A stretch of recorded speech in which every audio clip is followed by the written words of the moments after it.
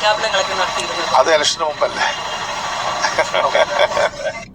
എന്തപ്പം നമ്മളെ കേട്ടെ സുഹൃത്തുക്കളെ, നിങ്ങൾ എന്താ കേട്ടെന്ന് അറിയോ? അത് ഇലക്ഷന് മുമ്പല്ലേ എന്നുള്ള വാക്ക് കേട്ടില്ലേ? ഒറ്റ മിനിറ്റ്, എന്റെ ഇവിടുത്തെ ലൈറ്റ് ഒന്ന് ക്ലിയർ ആക്കി വെച്ചില്ലെങ്കിൽ എന്നെ ചിലപ്പോൾ നിങ്ങൾക്ക് കാണാൻ കഴിയാതിരുന്നല്ലോ, അതുകൊണ്ടാണ്. അതെ, നിങ്ങളിപ്പോ എന്താ കേട്ടെ? അത് ഇലക്ഷന് മുമ്പല്ലേ എന്ന് പറച്ചിലും ഒരു ചിരിയും. അതെന്താ? ഇലക്ഷന് മുമ്പ് കൊടുക്കുന്ന വാഗ്ദാനങ്ങൾ അധികാരത്തിൽ കയറി കഴിഞ്ഞാൽ നടത്തേണ്ടതില്ല എന്നുണ്ടോ? അല്ല, അങ്ങനെയാണോ കോൺഗ്രസ്സുകാർക്ക്? അങ്ങനെയാണോ UDF ഗവൺമെന്റിനുള്ളത്? പിണറായി വിജയൻ ഗവൺമെന്റ് അങ്ങനെ ആയിരുന്നില്ലല്ലോ. ഞങ്ങൾ അധികാരത്തിൽ കയറി കഴിഞ്ഞാൽ ഇതാ ഇന്ന കാര്യങ്ങൾ ചെയ്യുമെന്ന് പറയുകയും 1 വർഷത്തിനുള്ളിൽ എത്രത്തോളം ചെയ്തു എന്ന് ഒരു സർട്ടിഫിക്കറ്റ് ഇറക്കുകയും പ്രോഗ്രസ് റിപ്പോർട്ട് കാർഡ് ഇറക്കുകയും അത് PDF ആയിട്ട് നമ്മുടെയൊക്കെ മുമ്പിലേക്ക് എത്തുകയും അത് വായിച്ചിട്ട് ഈ 1 വർഷം കൊണ്ട് LDF ഗവൺമെന്റ് എന്തൊക്കെ ചെയ്തു എന്നുള്ള കൃത്യമായിട്ടുള്ള വിവരം കിട്ടുകയും ചെയ്തിരുന്ന ഒരു കാലഘട്ടത്തിൽ നിന്ന് ഇതാ UDF ഗവൺമെന്റ് വന്നപ്പോൾ VD സതീശൻ മേനൻ ഗവൺമെന്റ് വന്ന ഈ ഒരു സമയത്ത് എന്താ വാഗ്ദാനങ്ങളൊന്നും പാലിക്കപ്പെടേണ്ടതില്ല എന്നാണോ ഈ ഒരു വാക്കുകൊണ്ടും ഈ ഒരു ചിരി കൊണ്ടും ഉദ്ദേശിക്കുന്നേ? നിങ്ങൾ ചിലപ്പോൾ കൃത്യമായിട്ട് കേട്ടിട്ടുണ്ടാവില്ല. ഞാൻ കേൾപ്പിച്ചു തരാം, നിങ്ങൾ അതൊക്കെ കേൾക്കണം. ജനങ്ങൾ അതൊക്കെ കേൾക്കണമെന്ന് ഞാൻ ആഗ്രഹിക്കുന്നുണ്ടെന്നേ. മീറ്റിംഗ്സ് നടത്തിയിട്ടില്ല. മീറ്റിംഗ്സ് നടത്തി, പിന്നെ അവിടെ ഡിപ്പാർട്ട്മെന്റിന് അവർക്ക് സ്വാതന്ത്ര്യങ്ങളൊക്കെ ഉണ്ടല്ലോ, അത് മീറ്റിംഗ്സ് നടത്തി ഒരു തീരുമാനം നിങ്ങളെ അറിയിക്കാം. അപ്പൊ ഗതാഗത വകുപ്പുമായി ഒരു ചർച്ച നടത്താതെയാണ് മുഖ്യമന്ത്രി ഇത്തരത്തിൽ മോഡിഫിക്കേഷനുമായി ബന്ധപ്പെട്ട പ്രഖ്യാപനങ്ങളൊക്കെ നടത്തിയിരുന്നത്? അത് ഇലക്ഷന് മുമ്പല്ലേ? എന്തല്ലേ, അത് ഇലക്ഷന് മുമ്പല്ലേ? ഇലക്ഷന് മുമ്പ് അങ്ങനെ പലതും പറയും. ഇലക്ഷന് മുമ്പ് അങ്ങനെ പലതും പറയും. ഇലക്ഷൻ കഴിഞ്ഞ് ഞങ്ങൾ അധികാരത്തിൽ കയറി കഴിഞ്ഞാൽ എന്ത് ചെയ്യണമെന്ന് ഞങ്ങൾ തീരുമാനിക്കും എന്നതല്ലേ ആ ഒരു ചിരിയുടെ അർത്ഥം? പൂക്കി മുഖ്യമന്ത്രി എന്നൊക്കെ അറിയപ്പെടുന്ന ആ ഒരു പേരിനപ്പുറത്തേക്ക് യഥാർത്ഥത്തിൽ എന്താണുള്ളതെന്ന് നിങ്ങൾക്ക് മനസ്സിലായി തുടങ്ങുന്നേ ഉള്ളൂ എന്നർത്ഥം. ഞാൻ എന്തായാലും അതിൽ അങ്ങോട്ട് വോട്ട് ചെയ്ത ഒരാളല്ല എന്നുള്ളത് ഞാൻ ആനന്ദത്തോടു കൂടിയിരിക്കും. അനുഭവിച്ചോളൂ എന്ന് ഞാൻ നല്ലതുപോലെ തന്നെ പറയും. പക്ഷെ ഞാൻ ഇവിടെ പറഞ്ഞു വയ്ക്കുന്ന ഏറ്റവും പ്രധാനപ്പെട്ട കാര്യങ്ങളിൽ ഒന്ന്, നമുക്ക് സ്ത്രീകൾക്ക് ഫ്രീ യാത്ര എന്ന് പറയുന്ന ഒരു ഗ്യാരണ്ടി ഉണ്ടായിരുന്നു. അതൊരു 100 ദിവസം മാത്രം വണ്ടി ഓടിച്ചിട്ട് ഇത് നമുക്ക് പറ്റുമോ ഇല്ല എന്ന് തീരുമാനിക്കാൻ വേണ്ടി പോകുന്നു ഈ ഗവൺമെന്റ്. ഇതല്ലായിരുന്നല്ലോ പറഞ്ഞേ, അല്ലേ? ഇതല്ലായിരുന്നല്ലോ പറഞ്ഞേ. നിങ്ങൾക്ക് എങ്ങോട്ട് വേണമെങ്കിലും യാത്ര ചെയ്യാം, നിങ്ങൾക്ക് എങ്ങോട്ട് വേണമെങ്കിലും ടൂർ അടിക്കാം, നിങ്ങൾക്ക് ആരാധനാലയങ്ങൾക്ക് ഫ്രീ ആയിട്ട് ബസ്സിൽ കയറി നിന്ന് പോകാം എന്ന് പറഞ്ഞ ആളുകൾക്ക് ഓർഡിനറി ബസ്സുകളിലാണ് യാത്ര. ഓർഡിനറി ബസ് ഏറെ വന്ന 5, 6, 10 കിലോമീറ്റർ ഉള്ളില് നിങ്ങൾക്ക് ഓടാൻ കഴിഞ്ഞാൽ ഭാഗ്യം. നമുക്ക് നമ്മുടെ പെങ്ങന്മാരെ വീട്ടിലേക്ക് പോവാനും ഭാര്യമാരുടെ വീട്ടിലേക്ക് അതും ചിലപ്പോൾ കുറെ ദൂരെയായി പോവല്ലോ, 10 കിലോമീറ്റർ അപ്പുറം പോകേണ്ടി വരും, കുടുങ്ങി പോവല്ലോ സുഹൃത്തുക്കളെ. അപ്പൊ എന്തായാലും സുഹൃത്തുക്കളെ, കാര്യങ്ങൾ നിങ്ങൾക്ക് വ്യക്തമായിട്ട് തന്നെ മനസ്സിലാക്കണം. എങ്ങനെയാണ് നമ്മൾ ചതിക്കപ്പെട്ടുകൊണ്ടിരിക്കുന്നതെന്ന് എന്ന് മനസ്സിലാക്കണം. ഒരു ചിരിക്ക് പുറകിലുള്ള കള്ളത്തരങ്ങൾ നിങ്ങൾ തീർച്ചയായിട്ടും മനസ്സിലാക്കണം. ഇത് കേൾക്കൂ എന്നാണ് ഞാൻ ആദ്യം പറയുക. യുവാക്കളെ കയ്യിലെടുക്കാൻ വേണ്ടി നിരവധി മോഡിഫിക്കേഷനാണ് വാഹനങ്ങളിൽ ചെയ്യാമെന്ന് പറഞ്ഞിരുന്നത്. എന്നാൽ പ്രഖ്യാപനത്തിന് ശേഷം വലിയൊരു നിരാശയാണ് യുവാക്കൾക്കിടയിൽ ഉണ്ടായിരിക്കുന്നത്. നിരാശപ്പെടേണ്ട, നമുക്ക് മാന്യമായ രീതിയിൽ ചെയ്യാം. അത് ഇത് 15-ാം തീയതി ഒന്ന് കഴിയട്ടെ. നിരാശപ്പെടേണ്ട, മാന്യമായ രീതിയിൽ ചെയ്യാം. അതിന് ഇദ്ദേഹം കേന്ദ്രമന്ത്രിയല്ലല്ലോ. ഈ ഒരു വാഹനവുമായി ബന്ധപ്പെട്ട എന്ത് മോഡിഫിക്കേഷൻസിനും നിയമനിർമ്മാണം നടത്തണം. അത് നടത്തേണ്ടത് കേരളമല്ലല്ലോ, അത് നടത്തേണ്ടത് കേന്ദ്ര ഗവൺമെന്റ് അല്ലേ? ഒരു കേന്ദ്ര ഗവൺമെന്റ് നിയമം എങ്ങനെയാണ് കേരളത്തിൽ ഇരുന്നുകൊണ്ട് മാറ്റാൻ സാധിക്കുക? ഇവിടെ ഇരുന്നുകൊണ്ട് അതിൽ ചേഞ്ച് വരുത്താൻ എങ്ങനെ സാധിക്കും? നടക്കില്ല. അത് 100% ആ ചോദ്യം ചോദിക്കുന്നവർക്കൊന്നും ബോധമില്ലേ? ഞാൻ പലപ്പോഴും വേവലാതിപ്പെടുന്ന അതുകൊണ്ടാ. ഈ മാധ്യമ പ്രവർത്തകന്മാരുടെ മൈക്കും എന്താ പറയാ കയ്യിലേന്തി പറഞ്ഞയക്കുന്ന ആളുകൾക്ക് ഒരല്പം ഒരല്പം തോട്ട് വേണ്ടേ, ഒരല്പം ചിന്ത വേണ്ടേ? Why you people not asking? ചോദിക്കണ്ടേ ചോദ്യങ്ങൾ? അതിന് സാർ താങ്കളല്ലല്ലോ, അല്ലെങ്കിൽ കേരള ഗവൺമെന്റ് അല്ലല്ലോ അതിൽ തീരുമാനമെടുക്കേണ്ടത്. വാഹന മോഡിഫിക്കേഷനുമായി ബന്ധപ്പെട്ടുള്ള എന്ത് തീരുമാനങ്ങൾ എടുക്കേണ്ടത് കേന്ദ്ര ഗവൺമെന്റ് അല്ലേ? അവിടെയല്ലേ നിയമനിർമ്മാണ മാറ്റങ്ങളൊക്കെ വരേണ്ടത്? നമുക്ക് എന്ത് ചെയ്യാൻ കഴിയും? അപ്പൊ നിങ്ങൾ ഈ പറയുന്നത് ഫേക്ക് അല്ലേ എന്ന് ചോദിക്കണ്ടേ? എന്തുകൊണ്ടാണ് നിങ്ങൾ ചോദിക്കാത്ത മാധ്യമ പ്രവർത്തകരെ? കഷ്ടം. നിങ്ങൾ ആ സലീംകുമാറിന്റെ വീട്ടിലേക്ക് ക്യാമറയല്ല മൊബൈലും തൂക്കി നടക്കുന്ന ആ ഒരു പാപ്പരാസുകളെ പോലെ തന്നെ നിങ്ങൾ മാറുകയാണോ? അറിവില്ലാത്ത ബോധമില്ലാത്ത ചോദ്യങ്ങൾ ചോദിച്ചുകൊണ്ട്. അത് കഴിഞ്ഞ് നമുക്ക് ആലോചിക്കാം. അല്ല, ഇപ്പോൾ പ്രഖ്യാപിച്ച കാര്യങ്ങളിൽ പലതും വാഹനങ്ങളിൽ നിലവിൽ നടപ്പില്ല ഉള്ള കാര്യങ്ങൾ. അല്ല, അത് ഞാൻ ട്രാൻസ്പോർട്ട് മിനിസ്റ്റർ എന്നുള്ള രീതിയിൽ അതുമായി ബന്ധപ്പെട്ട മീറ്റിംഗ്സ് നടത്തിയിട്ടില്ല. പിന്നെ അവിടെ ഡിപ്പാർട്ട്മെന്റിന് അവർക്ക് സ്വാതന്ത്ര്യങ്ങളൊക്കെ ഉണ്ടല്ലോ. കണ്ടില്ലേ, അവർക്ക് ഡിപ്പാർട്ട്മെന്റിന് സ്വാതന്ത്ര്യമൊക്കെ ഉണ്ടെന്ന് പറയുന്നത് എനിക്ക് എത്രത്തോളം അറിയില്ല. എന്തായാലും ഉണ്ടെങ്കിൽ അത് പറയട്ടെ. എന്തായാലും 15-ാം തീയതി കഴിയട്ടെ എന്ന് പറയുന്നത്. അപ്പോഴും ഞാൻ ആലോചിച്ചു 15-ാം തീയതി എന്തുവാണ് ഉള്ളത്?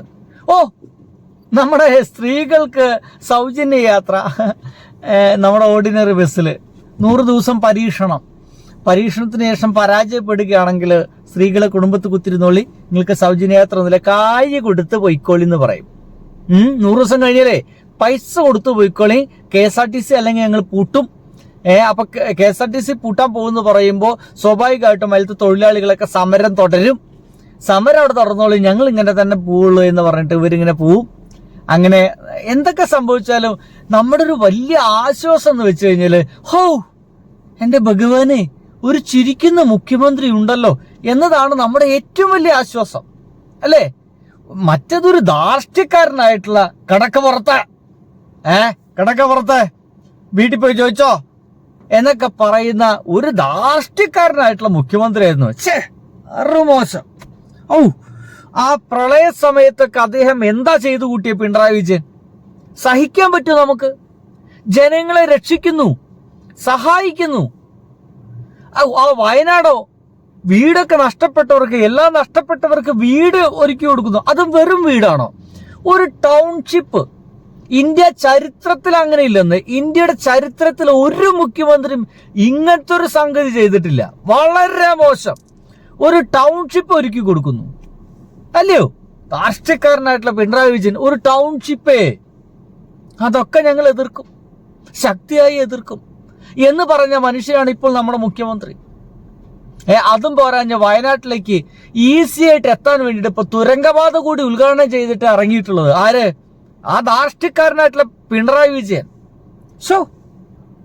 ഇതൊക്കെ ചെയ്യാൻ പാടുണ്ടോ? ചെയ്യാൻ പാടില്ല, അല്ലേ? അതൊക്കെ കിടക്കട്ടെ. അപ്പോഴാണ് ഇവന്മാർ അധികാരത്തിൽ കയറുന്നത്.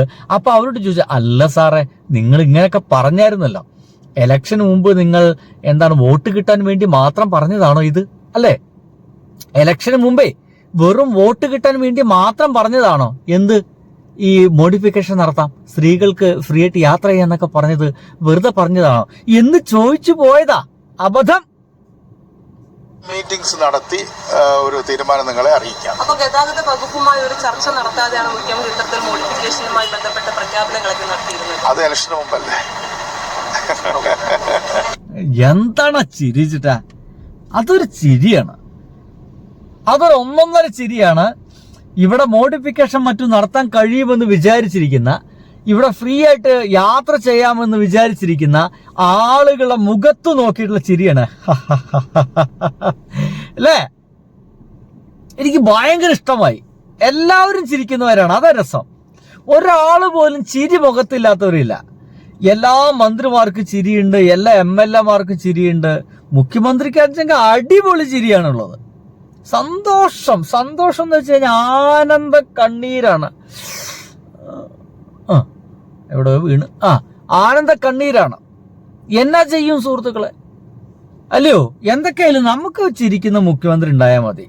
ഇനിയിപ്പോ ഇവര് പറഞ്ഞു വെച്ച് നോക്കുകയാണെങ്കിൽ അതൊക്കെ എല്ലാം ഇലക്ഷന് മുമ്പല്ലേ. എന്റെ പൊന്നിടാങ്ങളെ, ഇലക്ഷന് മുമ്പാടെ ഇന്ദിരാ ഒക്കെ പ്രഖ്യാപിച്ചത്. ഇനിയിപ്പോ നമുക്ക് കിട്ടാൻ പോകുന്ന 25 ലക്ഷം രൂപയുടെ എന്തായാലും ഒരു ഗ്യാരണ്ടി കല്ലത്തായി. ഏത്? യാത്രാമോഹം കല്ലത്തായി. രണ്ടാമത്തെ ഗ്യാരണ്ടി എന്ന് പറയുന്നത് പിള്ളേർക്ക് മോഡിഫിക്കേഷൻ നടത്താനുള്ള ഗ്യാരണ്ടി ആയിരുന്നു, അതും കല്ലത്തായി. ഇനി കോളേജ് കുട്ടികൾക്ക് 1000 രൂപ വീതം കൊടുക്കുന്നു.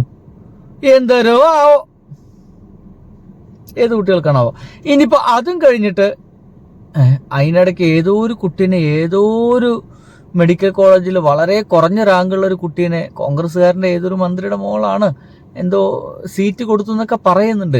നിങ്ങളൊന്നും അത് വിശ്വസിക്കേണ്ട കേട്ടോ. അതൊക്കെ വെറുതെ ഈ കമ്മ്യൂണിസ്റ്റുകാർ പടച്ചിറക്കുന്ന കുറെ വിവരമില്ലാത്ത വർത്തമാനങ്ങളാണ്. അതൊന്നും ആരും വിശ്വസിക്കരുത്, അത് വോട്ട്.